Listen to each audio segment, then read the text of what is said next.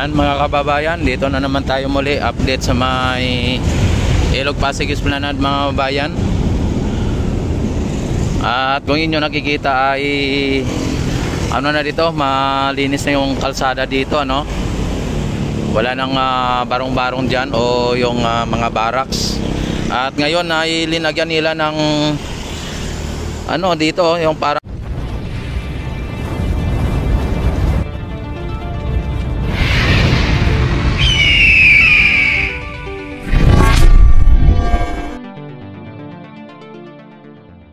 ang floor mat, ano mga bayan, na tila ni mo'y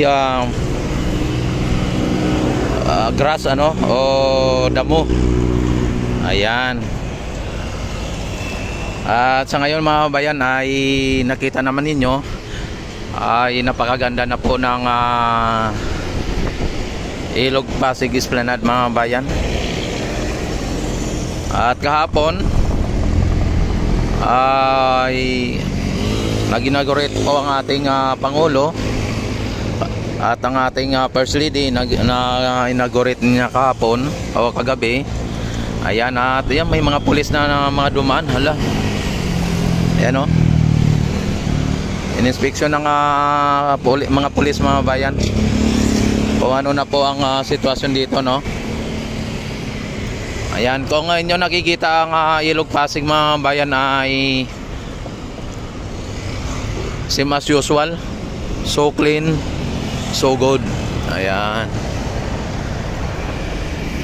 maraming mga ibon, no. Ibig sabihin mga bayan ay nanghulihan sila ng mga kulisap o kaya ng maliliit na isda, ano. Kaya ganyan sila.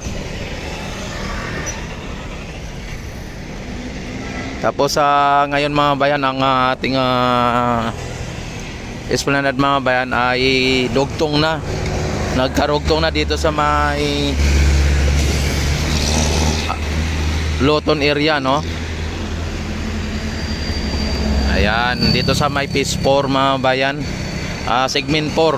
Ayan, at ang ano pala, ang Arroceros ay segment 4 o Phase 4, no. Ayon sa napanood natin sa RTBM, ang istasyon na talagang sumusubaybay sa galaw ng ating Pangulo. Ayan, at panoorin ninyo lagi ang mga mga programa ng ating Pangulo sa pamamagitan ng RTBM. Ayan, at kung nyo nakikita mga bayan ay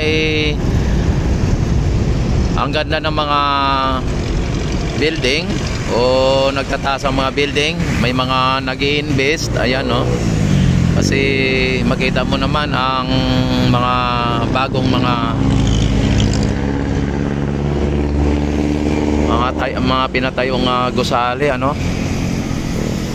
Ayan, talagang ang mga investor mga bayan ay hindi po yan sila mamumuhunan kapag alam nila na ang ekonomiya ay bumabagsak o talagang hindi sila kikita, no.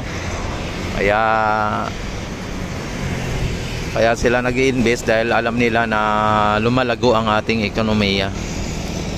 Ayan, dito na naman tayo sa kabila. Tingnan natin dito ang sitwasyon sa kabila mga bayan, para sa ganoon ay makikita din ninyo at ma-update din po kayo dito sa kabilang side. Yan, at panatiliin lang po ninyong nakasubscribe sa aking YouTube channel. I-click nyo na rin po ang notification bell para magiging updated kayo, no. I-click nyo rin ang notification bell all para sa ganon ay ma-notify agad kayo tuwing ako ay mag-live, mag-upload ng mga videos sa mga bayan. At ito ay talagang hindi natin alam kung kailan ang nito, yung i-open nila sa publiko. Dahil po yung doon, yung nandoon sa may pinakabungat ay may mga may mga nakalagay na tali, ano, katulad niyan, no. May mga tali. Ayan. Pero alamin po natin kung kailan ay magiging official na bubuksan sa publiko itong ating bagong esplanade mga bayan. Ang ngayon ang ating Ilog Pasig ay hindi naman siya high tide, hindi naman siya low tide. Tama lang po, no?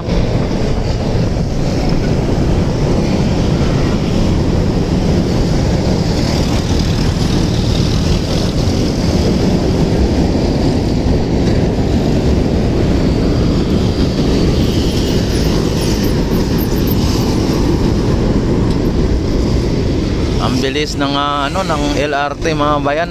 Dati ay ang speed limit lang ng LRT dati ay nasa 25-30 lang. Ngayon ay nasa 40-50 ng ang speed limit kung hindi ako nagkakamali. Kasi last ko na sakay sa LRT ay ang long speed limit o ang bilis niya ay nasa 45.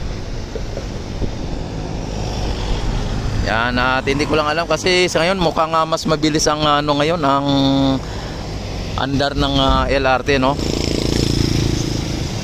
Baka nasa 50 plus na, no? Dahil ang LRT ay dumidiretso na papunta ng Sukat o papunta ng Paranaque.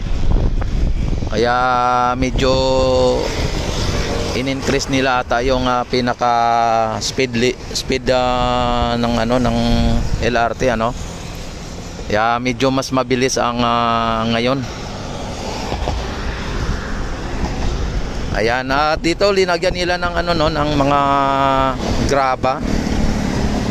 Ito pala yung sinasabi nila kahapon na lagyan ng graba bago makarating ang ating First Lady kagabi. Ay kailangan may graba ito kasi kahapon ay lupa lang talaga ito yung pagka inapakan mo ay didikit yung mga putik. Yan, sa ngayon may graba mga bayan, no?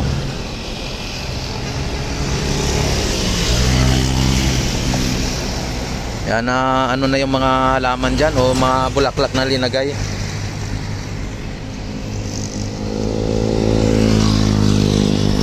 Napakaganda po ng ating Ilog Pasig Esplanade ngayon mga bayan kasi bukod sa magandang view, mahaba na rin, no? Nadagdagan na rin ang kanyang haba. Kaya medyo mahaba-haba na rin ang ating nito, ang ating lalakarin nito kung sakali, no?